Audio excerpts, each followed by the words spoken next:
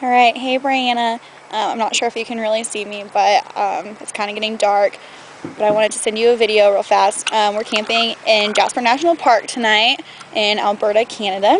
And I had one of those epiphany moments of just thinking and processing throughout our drive today. And I really, really wanted to write it all out to you in an email. And then I decided, well, first off, we're camping in a national park, so we don't have Wi-Fi, which kind of limits my internet access. But also I decided that I would maybe grow some balls and actually say words instead of just hide behind a computer screen like I typically do. Like I typically like to do. So one of our big excursions while we were in Anchorage, Alaska, was going to this bookstore called Tidal Wave Books.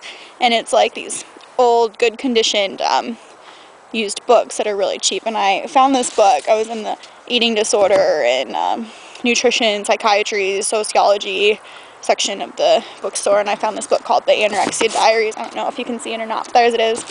And it's by Linda Rio and Tara Rio. And it's this huge story, and it's just Tara's the daughter and Linda's the mom, and it's a story where it just gives her diary, Tara's diary and Linda's diary, and it sets them up as Tara struggled with like anorexia and eating disorders and stuff throughout high school, and it gives her accounts of high school and going into college, and then her sophomore year of college she was sexually abused and stuff, and it shows how she went on to better herself and use those events to make her life better and make her a better person, and how her relationship with her parents have developed and stuff. But it really got me thinking about my life and why I do the things I do, and it was not an easy ride being in the car and not being able to like actually talk out loud or write or think or cry or anything as I was going through all this. So I might actually get a little teary talking about this. I hope I'm far enough away from the gang over there, from Brittany and Judd, that they can't hear me, but we'll see. So I just started thinking, like in the book, she struggles with anorexia first and then is assaulted. And it talks about how she knew that she was stronger and cured after the assault because she was able to get through it without turning back to her bad eating habits and stuff. And I was thinking about why, after I was raped and stuff, why I turned to bad eating habits and not eating, to being anorexic and bulimic and all the above. And I came up with quite a few different reasons, but my two main ones, and I have this kind of written in my journal, but not completely, but my two main ones were, sorry, I'm forgetting them. One that, I didn't know how to express how I felt on the inside, that I had so much pain and so much doubt and so much anger, and I just didn't know how to let it all out in a healthy way, and so that's how I coped, just by controlling just what little bit of my life that I felt that I had some control over.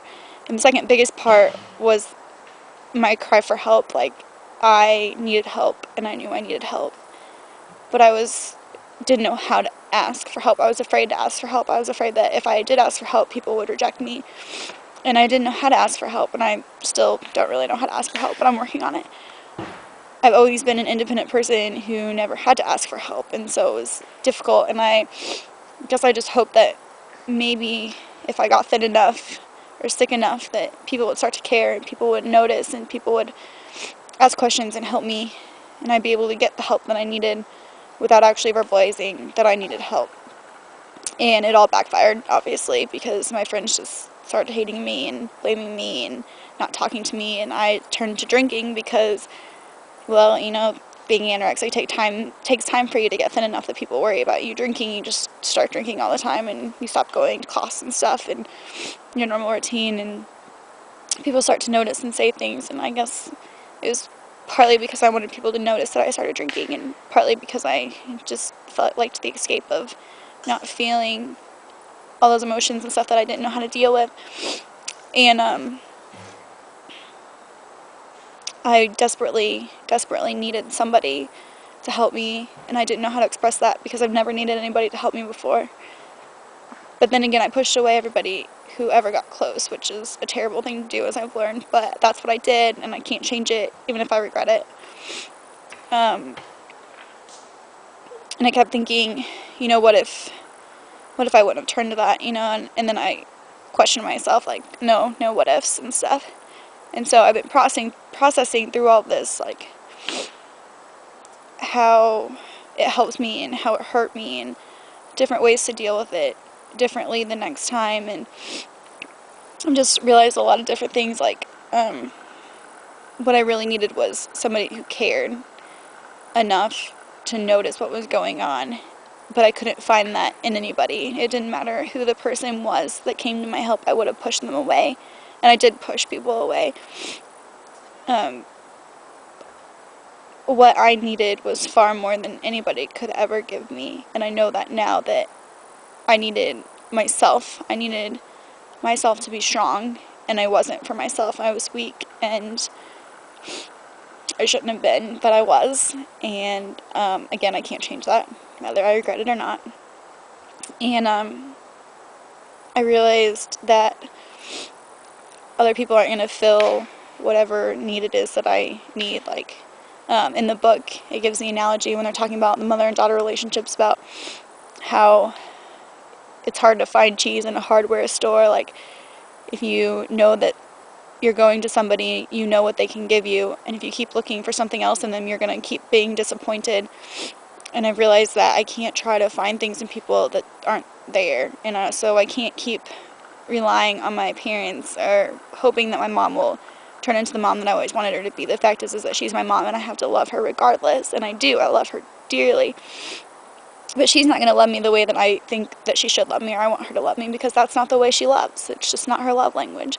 And I'm learning to deal with that, but I'm also struggling on finding ways to fill that little area of my life that I need filled. So that's kind of my processing. I hope that my battery hasn't died in the midst of this message, but that's really, I think, all I have to say. Just a lot of processing and a lot of wanting to cry, and I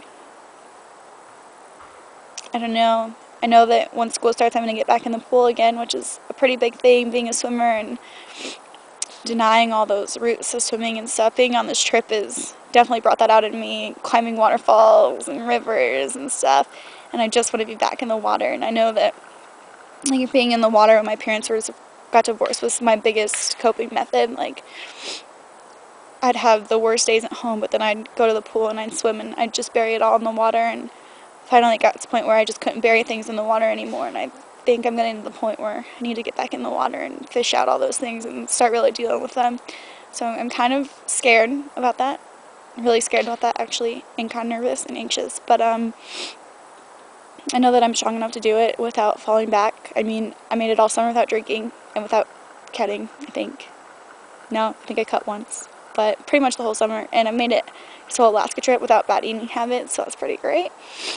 Thought about it a couple times, but actions speak louder than words, right?